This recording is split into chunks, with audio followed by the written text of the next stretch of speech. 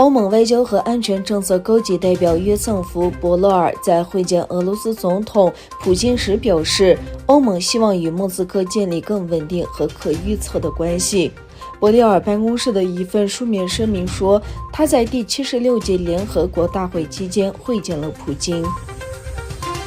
立陶宛国防部表示，由于在中国品牌手机中发现内置审查功能，建议该国消费者弃用中国手机。立陶宛国防部国家网络安全中心9月21日公布报告称，在对中国制造商生产的 5G 手机进行测试后，发现一款小米手机中带有内置审查工具，一款华为手机存在安全缺陷。立陶宛官员表示，我们的建议是不要购买新的中国手机，已经购买的也尽可能快地丢掉。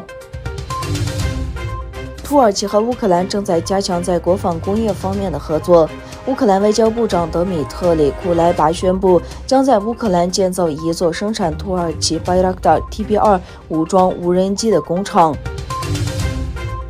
大赦国际等3个非政府组织表示，他们已向巴黎行政法院提起诉讼，要求法国海关披露战争装备出口记录，特别是对沙特阿拉伯和阿拉伯联合酋长国的出口记录。据称，这些武器被用来对付也门的平民。